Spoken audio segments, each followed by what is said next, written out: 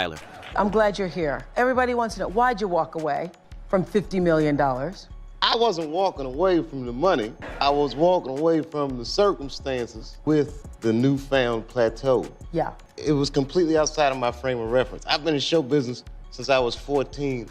I've heard the stories, seen these kinds of things play out in front of me. I mean, you see before, look, Mariah Carey made a $100 million deal, and 3 months later, she's all of a sudden mysteriously crazy. Or Martin Lawrence punches through and he's waving a gun on the street screaming, "They're trying to kill me." Yeah, we hear those stories. And it always happens around the time of their career where it seems as though they're crossing over the next plateau. Yeah. It's incredibly stressful. Yeah. Seats. He's got the whole world in his hands. Got the whole world in his hands. Hey, I'm just sitting here on my porch just looking. What am I looking at? I'm looking to the hills from whence cometh my help. For my help, some of y'all know the rest. I just wanted to come on and just tell everybody, just be as calm as you can. Tyler Perry just got slapped with a massive $260 million lawsuit for allegedly chasing after a young white dude. And this comes hot on the heels of Katt Williams dropping bombs about the so-called Black excellence crowd. These are the folks the media paints as squeaky clean heroes, but Katt's been saying for years they're actually some of the shadiest players around, preying on the weak. Now Katt's spilling jaw-dropping details about what he calls Tyler Perry's white boy casting couch. And man, it all makes perfect sense. Tyler Perry's been a giant in Black Hollywood, going from living in his car to owning one of the biggest studios on the planet. His Medea movies made him a billionaire, but Katt Williams, and others, have been shouting from the rooftops that Tyler's empire might have been built on some messed up deals behind the scenes. Katt has long hinted there are powerful Hollywood gatekeepers who'll only let black men succeed if they play certain humiliating roles that tear down their manhood, and Tyler Perry's name always pops up at the top of that list. But Katt wasn't just throwing shade. He straight up said he's got no personal beef with Tyler Perry. Katt Williams even admitted Tyler Perry's hustle is real, but then he dropped the real bomb. Katt went on record saying Tyler's a straight-up drag queen who uses younger guys for his own kicks. And no, he wasn't cracking jokes. Katt was dead serious, exposing what he believes is Tyler's secret life, where dudes get juicy roles only if they return the favor behind the scenes. This so-called Tyler Perry casting couch ain't free. It comes with a cost. And there's way too much talk floating around to ignore it. Katt's not out here alone either. Other actors who've been up close with Tyler are chiming in with their own shocking stories. Brandon Jay, an actor and voice coach, broke the internet with a viral video detailing what went down when he crossed paths with Tyler. Brandon said he got cast in Meet the Browns to play a high school kid named Jeffrey.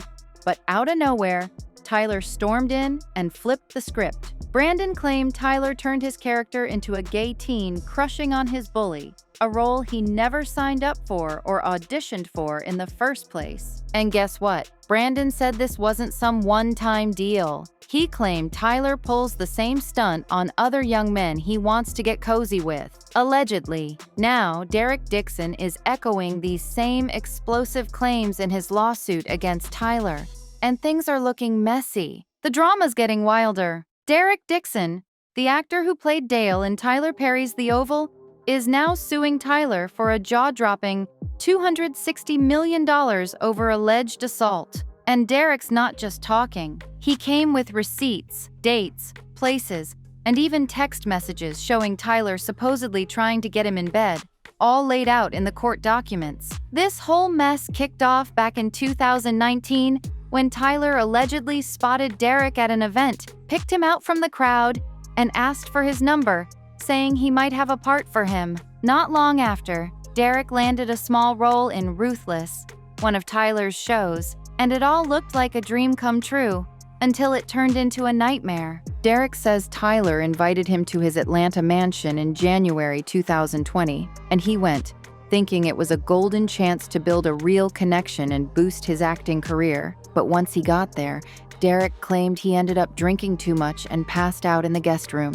That's when, according to the lawsuit, Tyler came in, started touching his thighs, and tried to take things further. Derek says he shut it down that night, but the tension didn't end. Later, he scored the role of Dale in The Oval, playing a gay, homeless guy desperate enough to sleep with people just for a place to crash. A role Derek claims was written to humiliate him, And it gets even crazier. Derek claimed this role wasn't just a coincidence.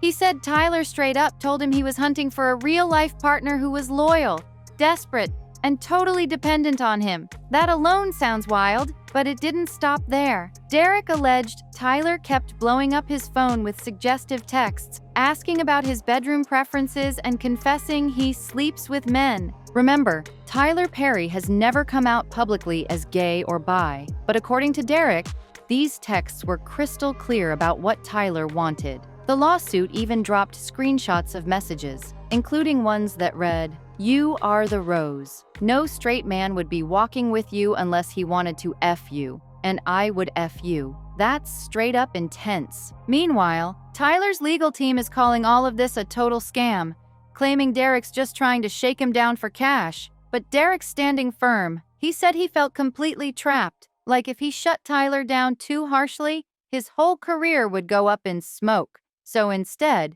he played it safe, saying stuff like, "I'm not the sexual type to dodge the advances," because he was terrified he'd get blackballed from the industry if he called Tyler out. And this is where Katt Williams' warnings start looking spot on. Katt once said that if you dare stand up to the Hollywood machine, they'll slap a crazy label on you so no one takes you seriously. He pointed to Dave Chappelle as the perfect example. Remember when Dave walked away from that insane $50 million Comedy Central deal because he refused to be a puppet? Instead of hearing him out, Oprah dragged him onto her show, trying to corner him into admitting he had a meltdown. But Dave just sat there, calm as ever, and said no, but it was too late. The media had already branded him as unstable, and people were whispering he'd lost his mind. Now, folks are wondering if Derek's $260 million lawsuit is hitting the same twisted nerve. Like maybe the same pressures that nearly broke Dave are what Derek says he faced with Tyler. And you can feel the tension,